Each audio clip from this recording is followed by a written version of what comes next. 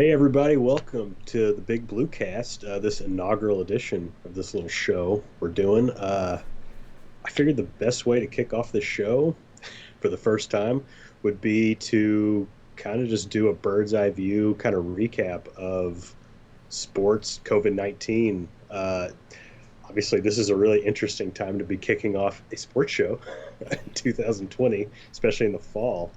Um, Really, I guess this whole kind of journey starts with spring of this year. We start with the NCAA tournament being canceled, conference tournaments being canceled for basketball, basically right in the middle of everything. There were a lot of games for conference tournaments that were totally just canceled like at halftime when COVID-19 everything kind of set in, and we were just ushered into a spring and summer of just no sports at all. Basically, Korean baseball is about the only thing you could watch. Yeah, um, that's pretty much it. I mean, let's not forget, rifle team had to cancel the championship game. It yeah, was at I mean, home, just and they had to cancel it. outright.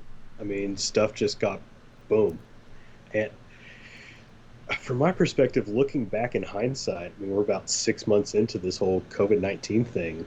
When conference tournaments just kind of got canceled, SEC tournament, we were less than 24 hours away from our first appearance with Kentucky playing in their first game, and everything just got canceled.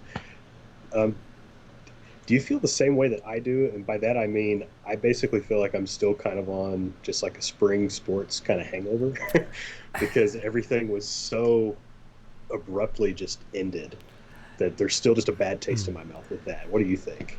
Yeah, I mean, with it kind of threw all sports off for me. I mean, you're so used to Yeah, having March Madness, exactly. and then you've got your spring training for baseball after that. You've got NASCAR kicking Yeah. off. I mean, there's plenty of stuff going on after Mhm. March Madness. This year here, it was like midsummer before anything Right. got going. I mean, yeah, we had some e-racing from the NASCAR guys, which was a little bit of, I guess, a relief for the lack of sports, but Yeah. and it had a little bit of popularity for a few weeks before they started actually racing, but Right.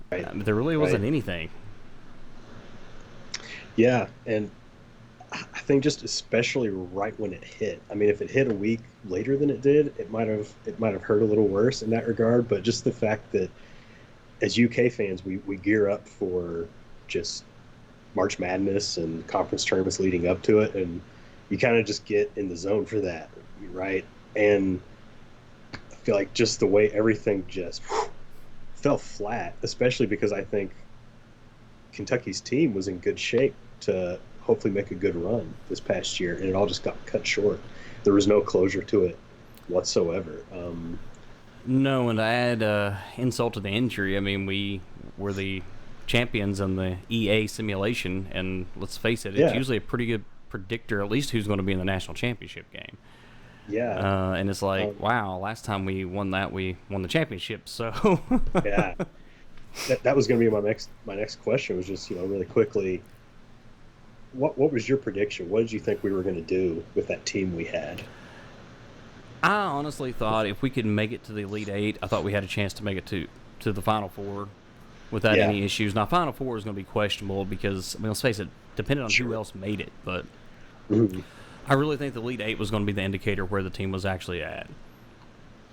Yeah, I I think you're right, and I think it's a similar thing to the last probably 3 or 4 years. Really, if we make it to the Elite Eight, it's kind of ours to lose to as far as getting to the Final Four.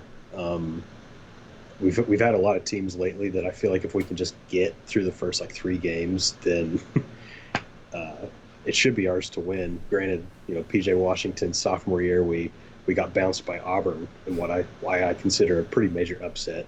I think they should have been in the Final Four for sure. But this team we had this last year, I felt really good. I thought the Final Fours was ours to lose.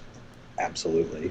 Um, it was really, really just disappointing that we didn't get to see that fleshed out and see what that team could do, because it's easy to kind of lose sight and forget where we were at this point. Like we were we literally played through all of our games leading up to conference tournament, and I felt like in that last Florida game on the road, granted there was some Ashton Hagen's controversy, and at the end of the day, I thought our role players really stepped up. Guys that we weren't really sure what to expect out of them really rose up in that game and kind of elevated us to a new point. And I think if they could have just piggybacked off of that and just kept going, that they were in really good shape to make a deep run this year. Um, Yeah, they were starting yeah, to hit it's on been all cylinders there towards the yeah, latter part of the season, and it kind of went from one of yeah, those seasons where okay, you know, yeah, we're going to get in probably as a 6 or 7 seed in the tournament, sure, and we might be able to pull an upset off early on. Maybe not. Depends on who we get matched up against. It was going to be one of those, you're right, going to be really happy to make it to the Elite Eight. It's going to be a shocker, kind of yeah, like the 2014 yeah, team. exactly, yeah. Towards the end of that regular season, we kind of just thought, well, whatever they can do, as long as they're in the tournament, like I guess that's whatever. And then they went on that historic run, Yeah, and there we are. Um, yeah, like I said, I thought if nothing else, those last couple regular season games were a big indicator that okay, we don't just have to rely on Tyrese Maxey and our stars and everything to kind of push us through. I think these other guys can really step up and turn us into an elite team. Yeah, really disappointing for that to end the way it did. Like I said, I mean, it's been 6 odd months or so, and I still just feel unfulfilled by how that ended, and it really stinks. It doesn't really help. Like I said, we went through a late spring and summer of just it's not really live sports. Let's turn on Korean basketball at 3 a.m. and just see. Um, but now here we are. We're in as of today, September 12th. We're gearing up for SEC football. Thought we could just dive into kind of the current landscape of college football as things are right now. I feel like things are ever changing pretty much on a daily basis. But so conference only football. That's pretty much what everybody's come to the conclusion. Like, conferences that are actually playing. Ivy League obviously was the first conference to just bail and cancel outright. And then we've seen in the weeks leading up to now, we're really close to the Power Five conferences really getting into full swing. And there's obviously a lot of stuff with the Big Ten just flip flopping. Are they going to play? Are they not? Conference only? Are we going to do some non conference stuff? Um, and in later episodes, when we dive a little further into football, we'll talk about the specifics of the UK schedule. But what do you think, just in the general sense, about conference only SEC football? 10 games. just made the season that much harder. Yeah. Oh, Because let's face it, I mean, right. one of our pickup games was not a give me. Um, Looking at the schedule, we've got one of the toughest schedules in the SEC, and for that matter, in the entire country for people who's Yeah. playing. So it kind of went from one of those, hey, we can easily get 6. If we get 7, great. It's going to, it's got Yeah. potential to be another 8-9 win season, but it's also got the potential just to be a 6 or 7 win. But now it's like it might be a struggle to get to 6 depending on how our quarterback position plays out. Yeah. I mean, I think 6 would be, oh my gosh, that's amazing. That'd be, I mean, when you just look top to bottom at the schedule. Like I said, we'll we'll do another football episode here, kind of preseason, that will really kind of go through the nuts and bolts of the schedule. But just looking at it, about half of your games were either a major underdog or it would just be a big deal if we won. So And yeah, in those major games, a lot of them are away. yeah, I mean, really. Auburn, So Alabama. I mean, that's the thing. Usually we start off playing some team we've hardly ever heard of or something, some just tune-up game. And this year we start the season with Auburn. So and let's face it, those tune-up games have been a lot closer than they should have been. At least the first tune-up game. Usually by the yeah, second game, usually we're playing decent, but first tune-up yeah. game is usually like, oh gosh, guys. So now there is no tune-up. It's straight into Auburn. It is just go for it, which could play, as we'll talk about later on, like, I mean, it can play to our benefit because we could come out and shock the world and get an upset win that would be huge, The one or advantage we we could come out have, it's a noon Eastern game, which means it's exactly, 11 yes, a.m. in Alabama. yeah, So maybe catch them you might asleep. catch them asleep. That extra hour might Hopefully, help us out, maybe, the time zone difference. I sure, don't know. But I know we usually don't do yeah, good early morning games, but it seems like if it's usually not not, at 11, we're okay. So hopefully we'll yeah, catch them asleep since. yeah. Now, as far as the Big Ten goes, where did they actually land as far as things like finish out? Are they still canceled? Are they going to play in the spring? Because I've been trying to keep up forever, and I just kind of stopped reading about it because I got sick of it. But They don't. I don't think they know what they're doing. To be honest, I think right yeah, now they're just trying to appease boosters. They're trying to appease sponsors. yeah, And let's face it, come January, everything's kind of back to normal, hunky dory. I'd say we'll see a spring yeah, Big Ten. If it's not, if they still haven't come yeah. up with a viable vaccine or whatever it is that they need to get Hmm. everything going again, then I can see them saying, you know what, we're just going to go ahead and write this season off. We got, Yeah, this point here, maybe. beds are made. Yeah. It's gonna be one of those things where hindsight is definitely gonna be 2020. I mean, the Big Ten's either gonna look like the biggest idiots on earth, or people are gonna look and say like, well, these are the only guys that really made the right call. Or I mean, I don't know. Maybe it might be somewhere in between. It's hard to say. It's gonna get redundant just saying the phrase like, well, we'll just see what happens because that's kind of where we are right now in fall 2020, just looking ahead at what could be. Um, that's kind of the biggest question with. I mean, you have some of the smaller leagues getting started the past week or two. SEC kicks off in a couple weeks, but really the big question right now is, I mean, they've come up with the best system that they think is possible to make this work, which is doing conference only stuff, trying to just bubble up the programs until they play. But really, the big question is how far do we think they're going to go? Do we think it's going to work? Do we think after a few weeks that it's just going to be kind of a cluster and things are going to get shut down? So, I mean, it's hard to really say, but what do you think so far? Well, I mean, if I'm not mistaken, everybody kind of had to rework their TV contracts a little bit. I mean, I'm let's face sure. it. I mean, yeah, there's still plenty of games that's going to be in the SEC network, but there's going to be a lot more games that's going to be on ABC and ESPN than what would normally Yeah. be occurring, especially this early in the season. And I Mm, think it kind of depends on what are those TV deals that the SEC came up with. As right. far as And that goes, that's do they have an out on there to say, hey, we're not responsible if for COVID reasons we have to cancel the season sure. midstream? Or do they say, hey, we're going to go ahead and continue what the NFL is doing, we're going to continue what baseball is doing, we're going to continue what NBA is doing, and that is we're going to play in this bubble, and if somebody tests positive, they sit out. I mean, the Big 12 put Yeah. forth a set of regulations that said, with X amount of players are available to play, you're good. Right. Otherwise, you can either forfeit or you can have it rescheduled.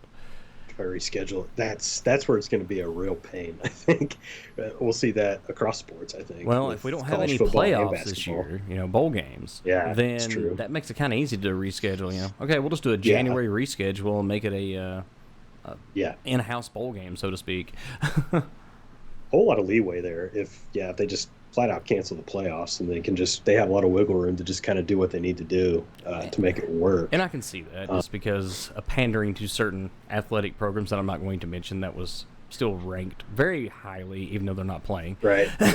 Yeah, yeah. Some folks that have a lot of swing whether they're playing or not. Yeah. Uh, um, yeah, it's what I'm curious to see is once this really gets rolling, especially with football more than other sports, is as far as like people testing positive and everything, if there's going to be kind of just a snowball effect, because even right now we're seeing different programs that are having just little like outbreaks while they're. I mean, that was starting when they were having no contact practicing. We're just doing drills. Then they're trying to introduce like actual full contact practices and trying to roll out scrimmages and just trying to contain this because with football it's such I mean, it has to be nearly impossible to just police like what everybody's doing, making sure they're bubbling up.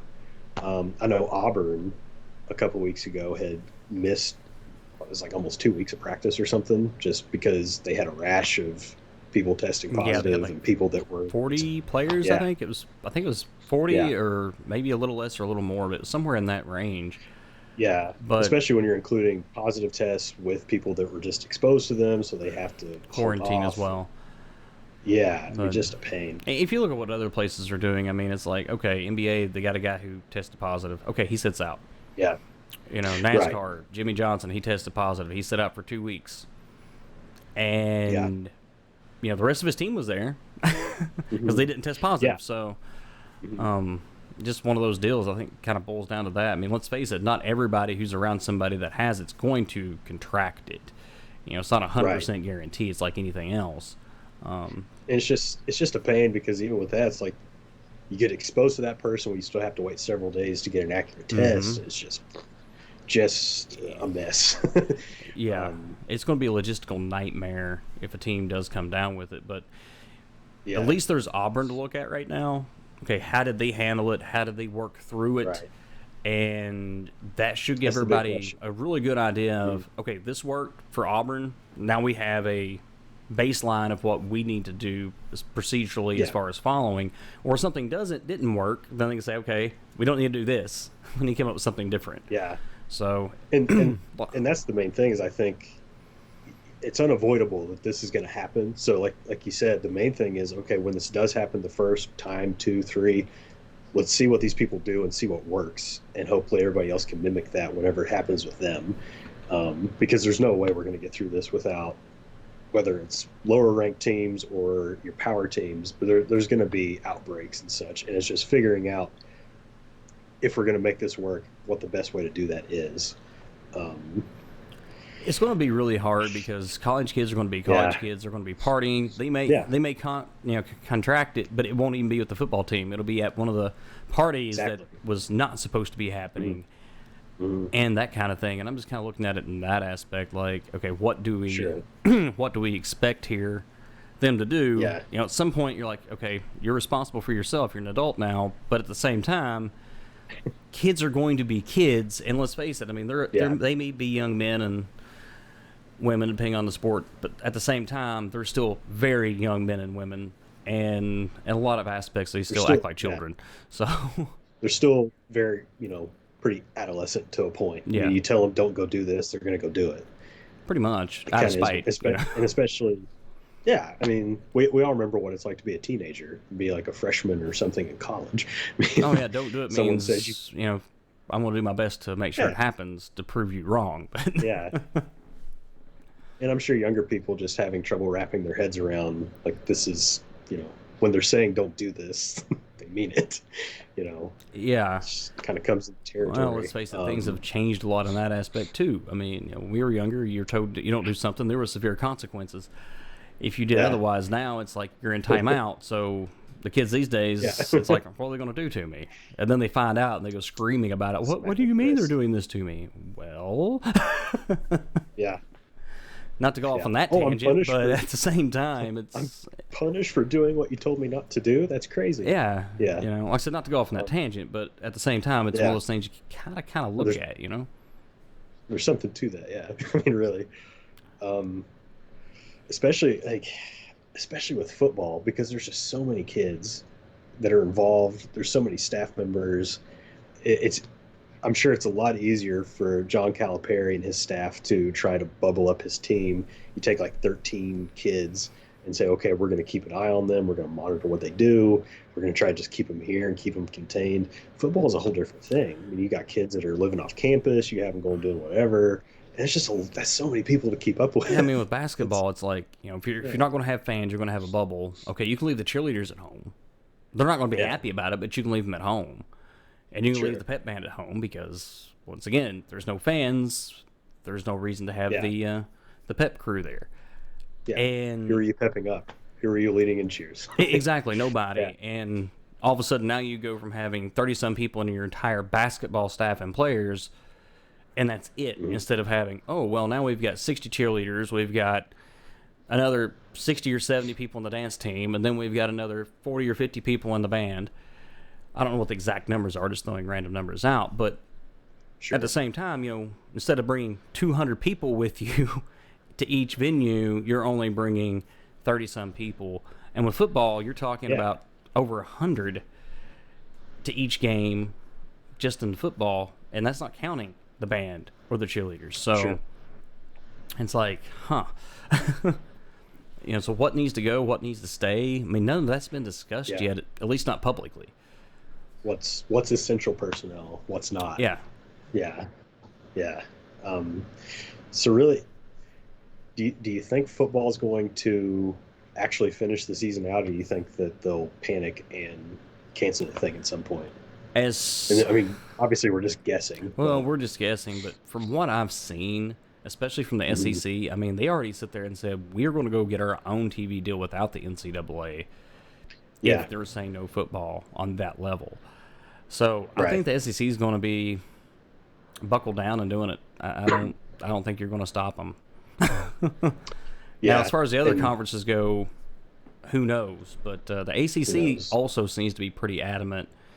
And if I'm not mistaken, I read an article somewhere that the SEC commissioner had contacted the ACC commissioner on a lucrative, exclusive TV contract deal that had nothing to do with the NCAA. So I think both those conferences are pretty adamant that they're going to be playing. Yeah. I mean, in the coming weeks, we'll be definitely able to kind of update our predictions on what's going to happen with that. I'm sure it's going to change a lot just week to week, depending on how things are going. But it seems like just in the stages of figuring out how they want to try to do everything, it seems like the SEC is very staunch. Like, we're playing football, we're going to figure it out. The ACC's kind of in that pack with them. Like, we're going to do this. Maybe they're not quite as, I mean, who knows? I think they're going to be the first to cave before the SEC, and then the rest of them, I think when it comes down to it, I think those two conferences will be the last two standing. Yeah, I see the Big 12 belling before I see the ACC, and definitely the SEC, because just from earlier language from the higher ups as far as that goes, they seem pretty adamant that they are going to have football this year. And especially the SEC, whether it's their programs or their fans and their followings and everything, are going to have the loudest voices, with people saying, like, we want to play no matter what. So, well, you also have the fact too that the southern states, while hit hard with COVID, are not near the numbers that some of your other states are. They're more rural states. You take Kentucky, you take Alabama, you take Georgia. There is some major population centers there, but for the most part, they are rural states. You take away the one or two big cities each of them have, and just calculate in the average size cities and small ones. It's they're a very rural state, so total state numbers were not near as high as some of the other states were, like Ohio especially. I mean, look how many major cities Ohio has. I mean, Florida is, I guess, the one exemption in the South as far as that goes. But for the most part, population-wise, everybody being spread out, they haven't been hit as hard. So maybe it has something else to do with it as well. Like, our numbers are manageable. Yeah, Florida's kind of their own beast when it comes to this whole COVID thing. I mean, there's a lot of trends just across the nation, depending on where you are and the kind of demographics, and then there's Florida. Well, the problem with Florida was they had a bunch of people that was traveling in on them when they weren't supposed to be traveling, and heaven forbid they give up their timeshare. Huge tourist destinations and all that, Yeah. So it's kind of its own beast. Yeah, it's like Myrtle Beach. It's its own thing. So. Sure. Yeah, man. That's the thing. It's going to give us plenty to talk about, because I feel like, just like I said, from probably almost a week-to-week basis, there's going to be major updates on just how things are going and what different plans are to try to contain things. And it's going to be a wonderful mess. But I think that's just kind of what sports are going to be this year. So we may as well just embrace it and jump on board. It is 2020 after all. I mean, what else could you throw? Yeah. I mean, at this point here, zombie apocalypse. I mean, that's it's about the only thing left. At this point. At this point, either that or like Yellowstone blowing up. That's pretty much it. Yeah. Nothing would be much of a surprise. No. Trying to push ahead to kind of the basketball side of things, kind of like what we've been talking about. I mean, looking ahead to what basketball is going to be this year, really right now, the biggest blueprint we have leading into college basketball is kind of looking at what the NHL and the NBA are doing, the WNBA, with their bubble systems, because it's looking like that's really the direction that college basketball is really gearing towards right now.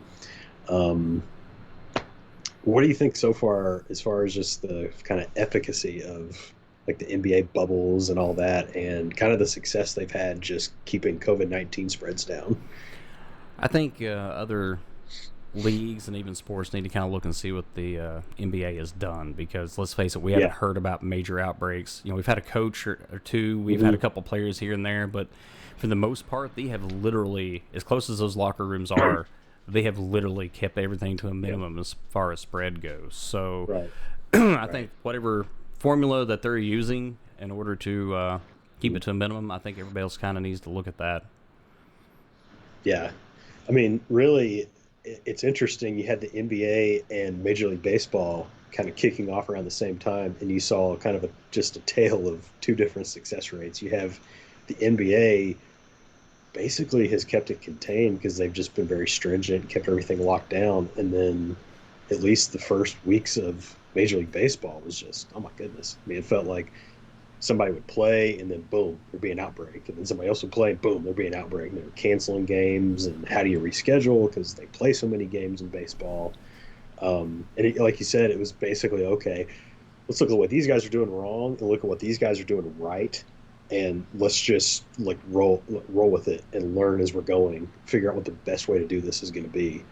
Um, yeah, like you said, I think the NBA has really kind of set the stage for if you want to play basketball and successfully do it while just keeping things rolling and not missing time, this is the way to do it.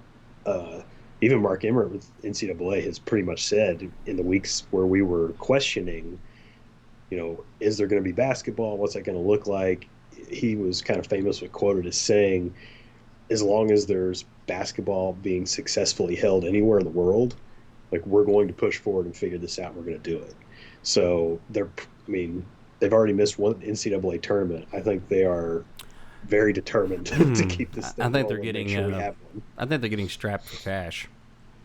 Yeah, I mean, seriously, because most people are being pretty transparent about that. Like, if they don't play the NCAA tournament this year, financially, the NCAA is in big trouble. So, Yeah. I think I know they've already, as far as the bubble systems and everything. I mean, there's just lots of little scuttlebutt going on about, are they going to have to alter schedules because they already rolled out, UK schedule and everything else. We'll kind of talk about, unless things change here soon, as far as I'm switching things around, like they've already got UK's schedule kind of laid out, non-conference and everything else. We'll see if they have to change things up, if they want to kind of move everything to just different bubble systems throughout the year. But I know NCAA has already trademarked the term battle in the bubble. So I think they quite literally have already bought into that idea of trying to go with bubbles. Um, Something interesting that we've talked about this a little while back. Coach Cal had talked about coming together and trying to come up with potentially an idea to host like a Champions Classic bubble this year that would include not us just playing one game this year, but doing like a round robin where we would play Michigan State, Kansas, and Duke over like a week and a half, 2 week period, whatever I guess they figure out would work. What do you think about that kind of stuff? Like if we had to go back, like let's just say you take the schedule as it is right now, if you had to go and kind of just reshuffle the deck a little bit and cut some of those, smaller kind of tune-up games that we usually have a lot here in recent years. But if we went to something like that and we had these bigger games like in these bubbles, what do you think about that? Um, I think it could be really entertaining. But it could also be Yeah. good for the players, because if they don't have an NCAA tournament again, that's really going to hurt them in the draft, especially if early in the seasons they only have mediocre Yeah. teams. And not to Yeah. take away from any team that they had scheduled, but in Sure. the eyes of recruiters, they see those Mhm. teams as mediocre, even though they might be very good teams in their conference Right. and league. But I think a lot of it boils down to, as far as that goes, I think it'd be good for the players. The problem is, will the Yeah. leagues allow it to happen? Because let's face it, right now the SEC doubled down, even though the ACC did offer to say, "Hey, in-state rivals, we're cool with," and the SEC still shut it Yeah. down. Right. So I think that a And lot of that's going to bank on the SEC. yeah, I mean, there's going to be a lot of stuff to work. I mean, God help them. There's going to be a lot of stuff to work out as we lead up to basketball season. If they do try to kind of go that route and try to reshuffle things around, because you've got some of these smaller teams, like that's their budget for the year, is like coming to Rupp Arena and playing. So are they just going to be willing to throw that up, or are we just going to have to pay them off and go do this? I don't envy that job, No, having to figure that out no, logistically, it's whatsoever. going to be a nightmare. I mean, in a Yeah. way, I would kind of like to see us say, okay, you know what, we're going to play a bunch of in-state people and have Yeah. that money be divvied up to some of the smaller universities amongst the state instead of it going elsewhere. Um, Personally, Yeah. that's what I'd like to see this season. I mean, I know a lot of people are like, "Well, I don't want to see, Duke, Kentucky, Duke, and North Carolina, and Yeah. Kentucky and North Carolina. I want to see all those games." Well, yeah, I would too, but I ultimately mean, speaking, if the dollars are going to be flowing, I would rather see it help community schools out, within our right. own community, than I would see it go out of state. Yeah. That's like you said. I mean, if we were able to have this just like dream schedule of, oh, we're going to go play all the Champions Classics teams like in one blow, and then we're going to go play all the CBS, Sports Classics teams. We'll just play like North Carolina, Ohio State, UCLA, and this is going to be great. One, I don't, until I see otherwise, I just don't see how that's logistically ever going to work out. But at the same time, like you said, there's something to be gained here by also, including a system that's going to bring in some of these smaller schools in our own area, in state, otherwise. That's the kind of stuff I've seen too, is ideas of, okay, if we're going to go the route of, especially for non-conference, let's go with, let's break it up by region. So you'll have bubbles for teams like, okay, maybe Kentucky plays like Louisville, Western, like Cincinnati, something like that, Eastern. And I mean, that could be a lot of fun. I mean, not only would that be good for those schools, but that could just be a heck of a good time, especially if they can sprinkle in another like really good team or two here and there. That could just be a really interesting and unique schedule to play this year. I don't think anybody would be upset about that. No, and once again, like you were talking about, what we're going to have to do with the schools we did schedule. Some of the Hmm. things. Okay, do you get a hold of the big conferences that's around those schools and say, hey, can you all pick them up Yeah, and pick offer an up the alternative tab? or Yeah, something. offer them an Yeah, alternative. That way they're not taking a hit. We're not taking a hit. We're trying to help out schools within our state. Maybe you all could do the same and maybe try to push that narrative in order to yeah, try to make it work for everybody. But at the same time, end of the sure. day, a contract's a contract. And let's face it, there's going to be some of them that do not want Yeah, to get out of it because a lot of them guys have been looking forward all entire offseason to go play at Rupp Arena. So, yeah, and I mean it's easy to look at it, especially as UK fans, and say, well, but this is just kind of what we have to do, and they'll just have to kind of suck it up. Yeah, but like I said, this is going to be some of these teams that come to Rupp Arena and play. I mean, we're literally giving them their budget for the year it's their to come and budget and play. it's their Super Bowl. Yeah, I mean, not only are their players excited to come play there, but I mean, it's kind of the lifeblood of their program is to come and play those games. So it's not as easy as just writing it off, and unless we can send them to like North Carolina or Florida or something like that, and they can, like you said, foot the bill. It's just not that simple, and Yeah, then you got to I don't expect know the other team that you're trying to send them to modify their schedule as well. So, exactly. logistically, I Yeah, think it's going to be impossible to do that. yeah. So, I mean, it looks like bubbles are the safest way to do it, but at the same time, the logistics of it are just going to be a nightmare. What do you think as far as, I mean, if we just kind of put the whole bubble idea aside, um, how bad do you think we're going to see schedule changes just kind of occur over the course of the year, if you had to guess?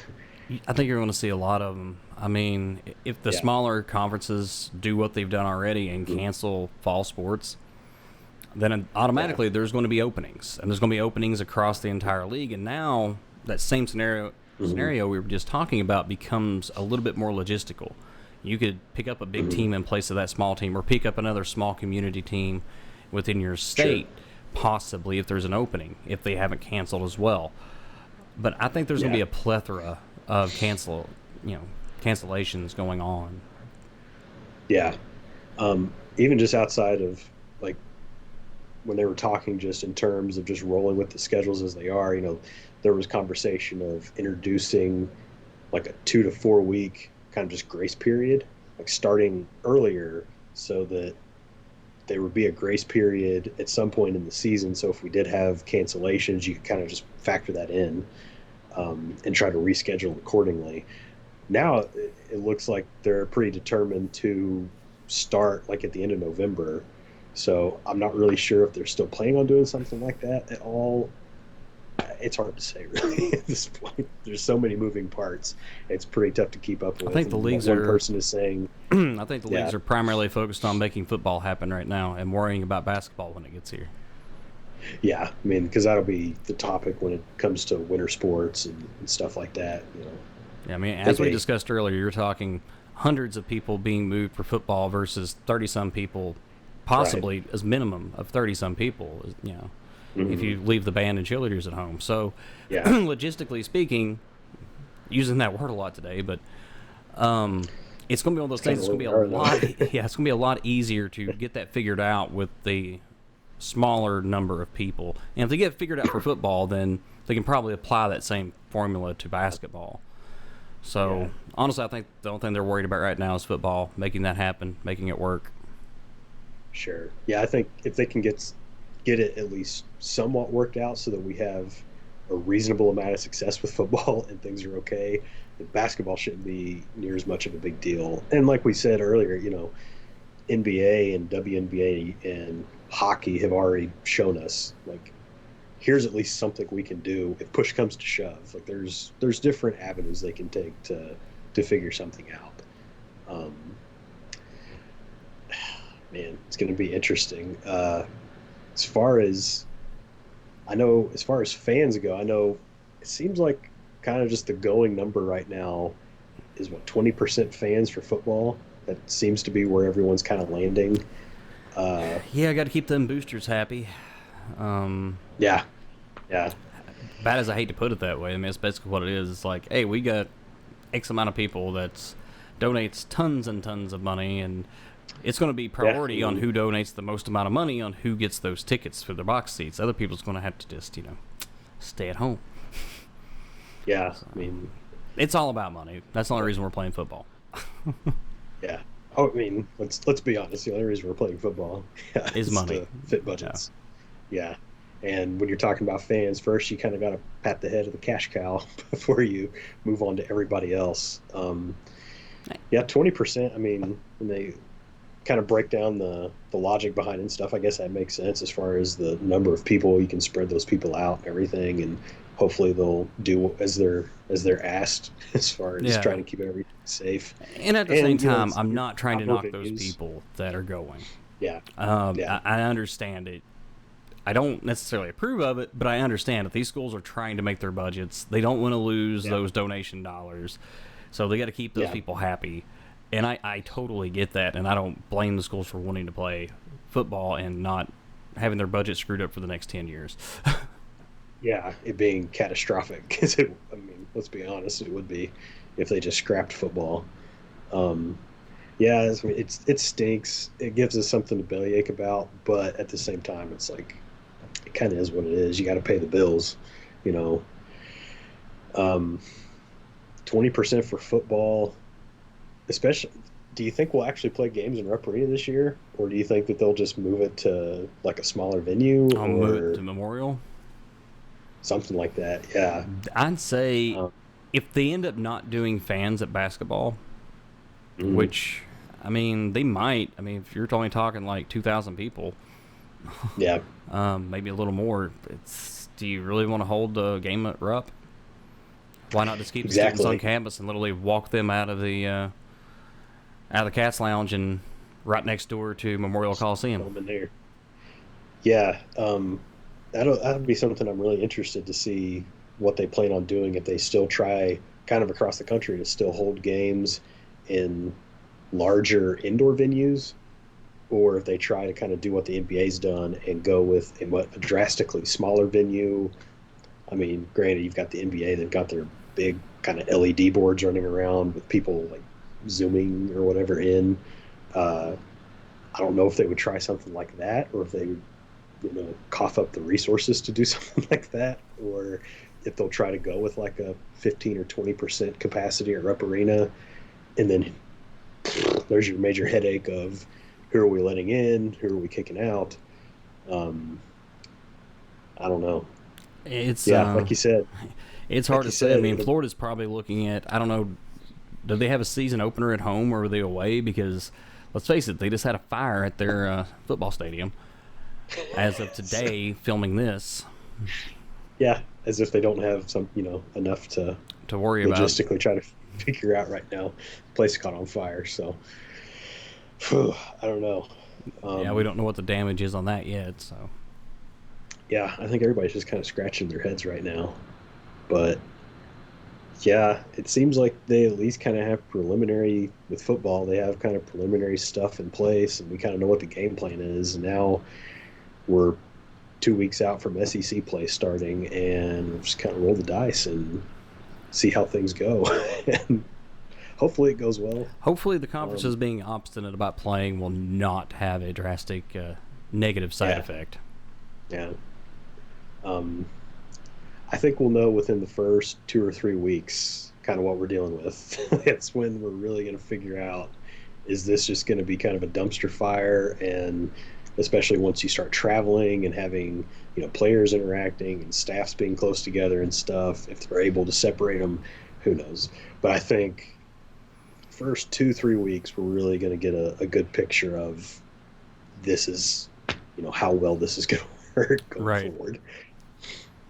Um, yeah, for right now, kind of across the board with fall sports that are still going for as long as they are, and winter sports until they change anything. Who knows if and when that'll be? We're just kind of in a wait and see kind of mode. Yep. Um, Hurry up and wait. 2 more weeks. yeah, yeah. Welcome to Possibly 2020. 1 week, depending on when you're watching this. So, Right. Um, hard to say. Yeah, perks of starting a sports show in the middle of a COVID-19 2020. yeah, plenty of time to Hey, shoot videos. it's So, unique. Yeah, it's definitely unique. We've never really seen situations like this and stuff, so everybody's just kind of flying by the seat of their pants. that's all Um, it is. yeah, that's pretty much all I got as far as just kind of our overview of 2020 in sports, kind of what we're dealing with right now. Anything you think we missed, I or think you covered it pretty good, to be honest with you. And just want to thank yeah, everybody who like I said, I jumped in thought and the listened. And yeah, I mean, I think I kind of figured that was kind of the best way to really get things rolling, kind of where we are right now in the sports world in fall of 2020 is just to kind of bird's eye view everything and say, okay, here's what's kind of gotten us up to this point, and here's what they're trying to do. yeah, um, let's just hope it goes well. Yeah, in the here in the coming episodes, we'll kind of take some deeper dives into specifics as it relates to football. We'll eventually dive into basketball and such too. We've got our home opener against Auburn coming up here in 2 weeks from today, as of this recording. So yeah, it's plenty of stuff to talk about here coming up. Should be a lot of fun. Um, yeah, with that said, if you guys like this, be sure to like and share this video. Subscribe to the Big Bluecast channel. Thanks for checking us out. I hope you've enjoyed it. And until next time, see you later. Yeah, and don't forget, check us out over on podcast. We'll be trying to upload these to podcast as well. That's right. Yeah, we'll be on iTunes. Everything else will be uploading the audio. So be another avenue to kind of check out our content. Yeah. Thanks everybody for tuning in. We'll catch you all next episode.